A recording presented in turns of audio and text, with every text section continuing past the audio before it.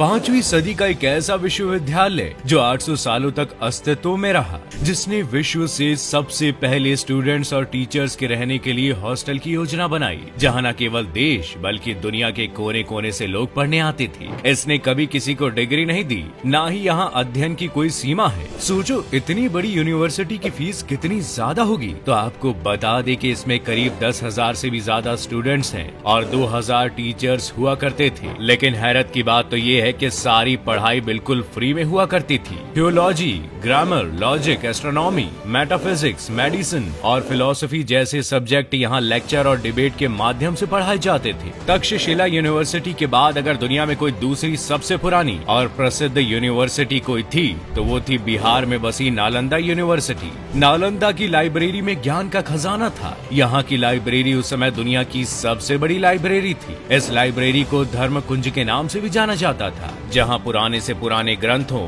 वेदों के अलावा मैन्युस्क्रिप्ट की रियल कॉपी भी रखी गई थी, जो पुराने समय में हाथों से लिखी गई थी। नालंदा को एक वास्तुशिल्प कृति के रूप में भी जाना जाता है। एक ऊंची दीवार और एक विशाल द्वार से ये घिरा हुआ है। संस्थान में कई मंदिर हैं, क्लासेस और हॉस्टल हैं, यौगिक, स्तूप और मेडिटेशन हॉल भी शामिल हैं। पार्क और झीलों ने भी संस्थान के मैदानों को सजाया हुआ है। आखिर ऐसी क्या बात थी कि जो जगह इतनी खास और पवित्र थी, उसे किसी ने सिर्फ अपने घमंड के लिए आकर तबाह कर दिया। नालंदा तो ना ही किसी का राज्य या महल था और ना ही कोई इसकी संपत्ति, फिर भी सुंदर धरोहर पे एक बार नहीं, 2 बार नहीं, करीब 3 बार आक्रमण किए गए। पहली बार इस पर हमला स्कंद गुप्त के समय 455 एडी से लेकर 467 एडी मिहिरकुल के नेतृत्व में हून ने किया था। हून मध्य एशिया के कबीले के एक समूह को कहते हैं। लेकिन इसके बाद स्कंद गुप्त के वंशजों ने न सिर्फ नालंदा को दोबारा बनाया, बल्कि इसे पहले से भी बड़ा और मजबूत बना दिया। दूसरी बार हमला 7वीं शताब्दी में बंगाल के गोदास राजवंश ने किया था। ये दोनों हमले तो नालंदा का कुछ खास नहीं बिगाड़ सके,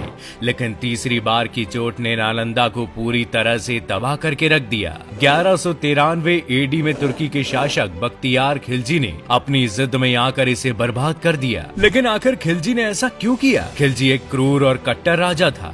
एक बार उसकी तबीयत बहुत ज्यादा बिगड़ गई। किसी भी हकीम की कोई भी दवा काम नहीं आ रही थी। तभी खिलजी को किसी ने सलाह दी कि वो नालंदा के प्रिंसिपल से एक बार अपना इलाज करा ले। लेकिन खिलजी बहुत ही कट्टर मुसलमान था, जो किसी गैर मुस्लिम से अपना इलाज कराने को तैयार ही नहीं था। और अंत में जब तबीयत और बिगड़ती गई, तब वो राहुल श्री भद्रा से मिलने को तैयार हो गया। और यहाँ उसने उन्हें गलत साबित करने के लिए उनके सामने शर्त रखी कि मैं किसी हिंदू के हाथ से दवा नहीं खाऊंगा। तब राहुल श्री ने उसे कुरान दी पढ़ने को, जिसे पढ़कर वो कुछ ही दिनों में ठीक हो गया।